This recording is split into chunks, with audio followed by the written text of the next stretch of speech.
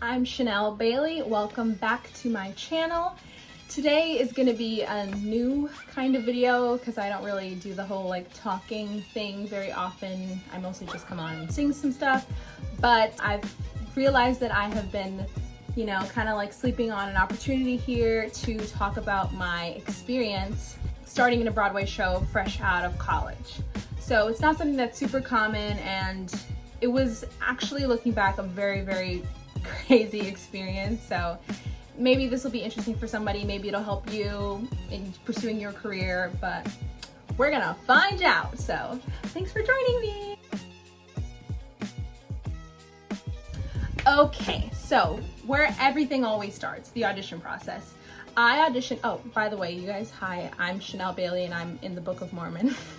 I am an onstage swing and Nabalungi understudy, so I cover all four of the ensemble women. I have my own partial track, which are in a couple of the numbers, and then I sing off stage throughout the entire show, and then I understudy Nabalungi. I'm one of 3 understudies of Nabalungi, so it's kind of a lot, but it's also really, really fun, and I love to do it, and it keeps things really interesting for me, and I'm so happy that I've had this experience because it has literally been once in a lifetime. So I auditioned for the Book of Mormon 2 days after my senior showcase. And at the time I was auditioning for a lot of things. So I was auditioning for Beautiful Carole King National Tour, and I got to finals for that. I was auditioning so much for Summer, the Donna Summer musical National Tour. So I was going back and forth, and I was also doing a Bronx Tale non-union tour, and I got to finals for that as well. So I was doing juggling all of this. Also, I was in my last semester of senior year of school, so I would go to class, and then I would go to the audition another day, and then I would have to run to class after the audition, or it was a lot of juggling. And what helped me was my journal that I got as a gift from my 2 bosses, Charlotte and Lisa, who I miss very much and I love dearly. I got this idea of having an audition journal from our Tepper semester runner and advisor, Lisa Nicholas, and she kind of had the idea to write down every audition that you go to, just to see like, what did you sing, who was there, what did you wear, all of this stuff. And it seemed like an annoying idea to have to write it down all the time, but it actually was like monumental, because it just helped me like keep track of what I was doing, and also be like, okay, I sang this song, what were the notes they gave me, because if they call me back, I don't want to make the same mistakes. I want to make sure that they know that I can take a note, X, Y, and Z. So I wrote down all of my auditions in this book, and so it's an audition log, and so it goes from like, where was it, what was it for, what did I sing, who was in the room, and I did all of that for every single audition that I went to. So yeah, my first audition for Book of Mormon was on May 8th. I just got an email from the casting people being like, hi, we couldn't come to your showcase, can you come in? And I was like, yeah, for sure. It didn't say what it was for. It didn't say like, this is for Broadway or this is for, you know, Australia, because they have so many companies. It just said like, can we consider you for all companies? And I was like, yeah, of course. So I went in for the appointment, and I read the sides. I sang Salt Lake City, and I did 2 ensemble cuts, and then I sang my own song. I read Nabalungi side, and then I sang Salt Lake City again, and because, you know, they gave me notes and adjusted and asked me about like my dance experience, etc. And I was like, oh, that was fun, thinking, you know, that was it. And just like a cool way to put my face in front of somebody new. I'm thinking about like Beautiful Carole King callbacks were literally that same day. Like I had my eggs in that basket, and I had recently just auditioned for Donna Summer. I was kind of all over the place. So then I kept doing the Bronx Tale. I finished Beautiful Carole King final callbacks. I didn't get it, obviously. And then I was doing Donna Summer callbacks. So it was a lot of material that I was learning at that time. My brain was a little bit overloaded, but it was super, super fun, and it really kept me on my like toes, and kept my brain and my body really up and working. I only had 1 dance callback, I believe, and we danced to 2 different numbers, I think, just to kind of show character and to show like what we could do. It was really fun, more than anything. Then I had a work session, and work sessions are where you work with someone on the creative team. They work on the material with you. And it's kind of nerve-wracking because you're like, oh my God, this person knows a lot about this material. I hope I don't screw it up in front of them. But you won't, and they're really rooting for you. That's one thing I wanna stress. Auditions are so scary, but just remember that like the people who are in the room are really, really rooting for you. They want you to get this job just as much as you want to get that job. So just remember that. And also like, I'm someone who's like, oh my God, I messed up that one high note. Like, they're never gonna cast me, and they will. Like, if you're right for a part, one note, one slip up is not gonna determine your whole fate. So that's something cool to remember. Final callbacks. Final callbacks are a little bit different. So I had my appointment, I had a callback, dance callback, work session, and then final callbacks. So basically about 5. So it was kind of quick, and I think now looking back, I realized it's because they were trying to replace someone who was leaving the show, so they had to get someone in pretty quickly. And I remember one of the casting directors asking like, hey, like, what are you doing this summer? Like, I see you have like a Summerstock gig. And I was like, yeah, I'm working at the Glimmer Glass Festival. Shout out to Glimmer Glass Festival. They're really great, but like, also if something huge came along, I'm sure they would understand, you know. So anyway, final callbacks. This is the second time that I've had like an audition and a final callback in the same day. I had my Bronx Tale dance callback on the same day that I had my Book of Mormon final callback. And I remember because I had a really bad migraine that day, and like I felt like I was gonna faint. So I'm literally sitting in Pearl Studios with like a cold compress that I begged the guy at the front desk to give me because I felt like I was gonna drop. And then the minute they're like, Chanel, you ready? And I'm like, yep, ready to go. So you go into this room and there's like this long table. Instead of like 2 or 3 people, it's like 10. And so you're like, okay, hello, hi everybody, how's it going? And then you kind of just do the shtick. They gave me notes. I tried to fix whatever they gave me. And they were recording, you know, for the producers and the higher ups to see. And it's just cool that I wrote all this stuff down. Like I can go back and like, look at that. I'm really, really glad that I learned to write this stuff down. So final callback is done. Feels like it went great. I still don't know what it's for because nobody said this is for Broadway or wherever it was for. I was just like, oh, well, they keep calling me back, so I'm just gonna keep coming and doing this stuff because this is fun material. So I go out of sight, out of mind, and I go to do my Summerstock. And also keep in mind, I'm still doing final callbacks for the Donna Summer musical. Oh, I forgot to say, sorry guys. As I was doing final callbacks for Donna Summer, I got a call that I had booked a Bronx Tale national tour as Jane. So I was like,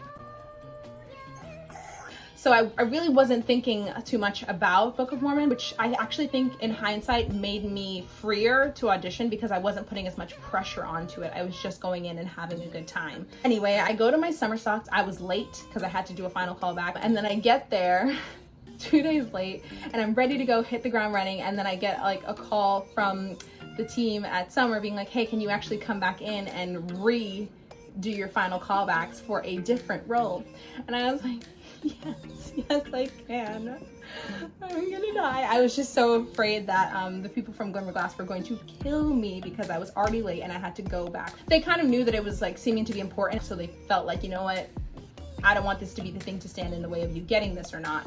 And also, like, I hadn't heard from Book of Mormon for a while, so I figured, you know, that was a lost cause. So I go back to New York for literally 1 day. I go to the final callback, relearn all the material for this other part, do all of it. I did the work sessions, I did dance things, all that in 1 day. And they were like, okay, great. So I was like, okay, thank you so much. This is awesome. So I go back to Glimmer Glass and I'm like, all right, I'm done. That's it.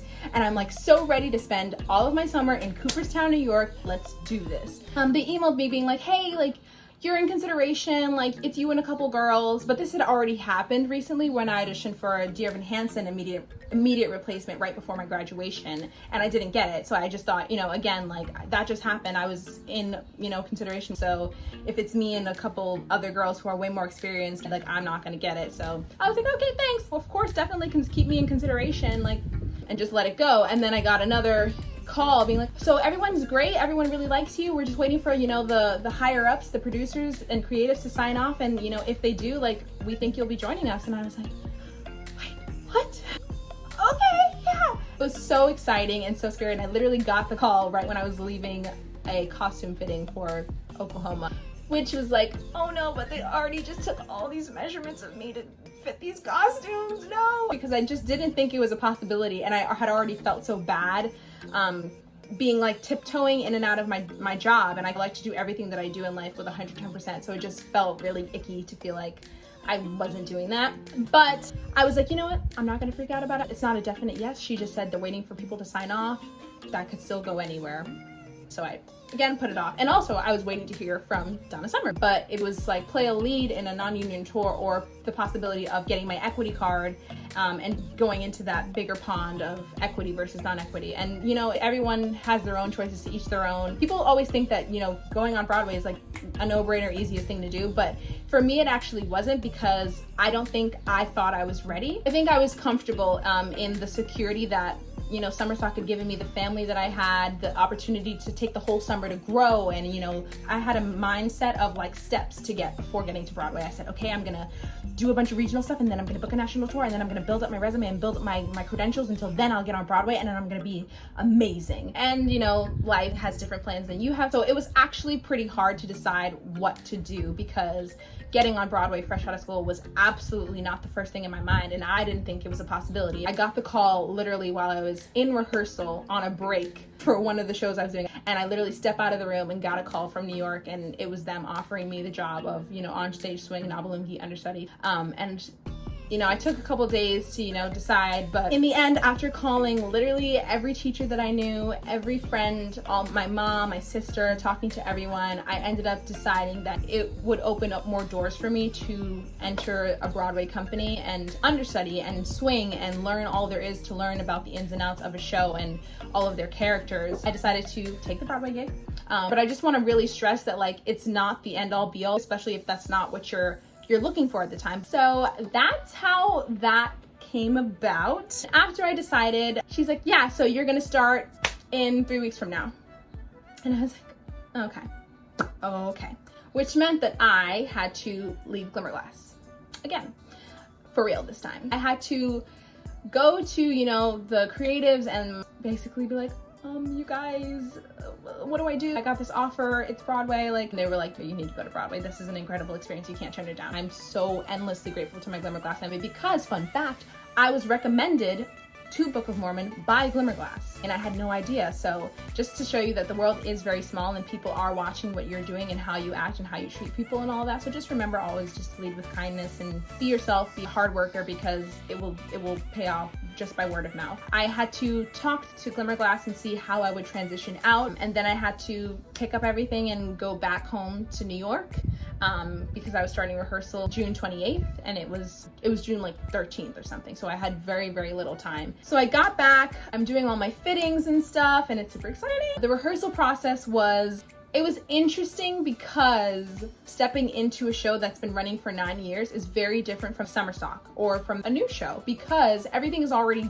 done. So you're kind of stepping into this moving train. I learned everything basically on my own with the dance captains. So they taught me all of the choreography. I worked with the associate music directors alone. I just worked on the material, and my day would kind of be like brackets of rehearsal. So I would rehearse music from 10 to 1, and then have a lunch break, and then do choreography and staging from 2 to 5.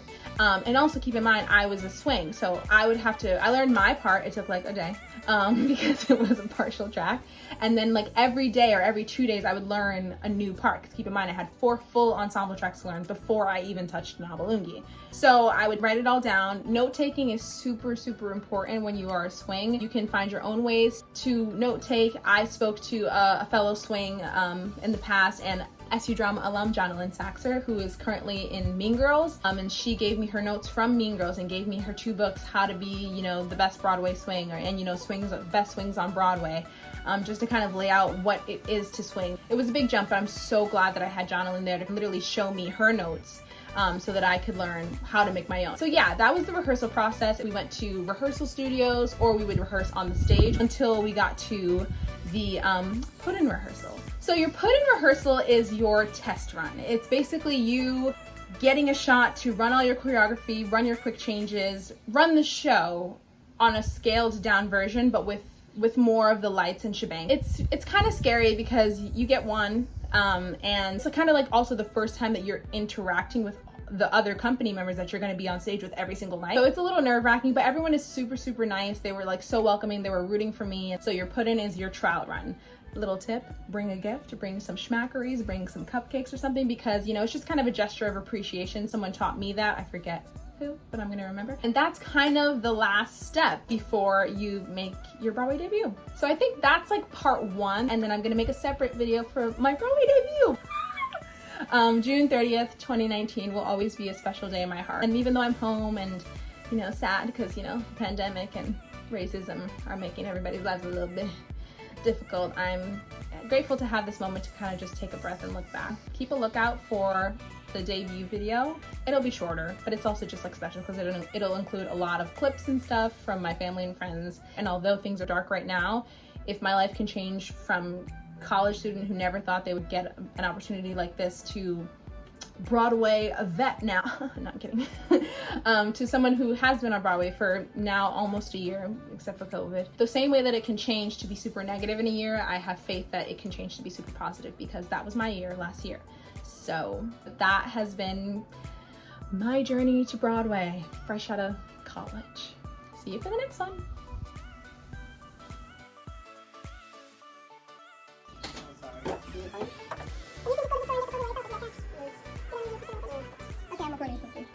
Adios.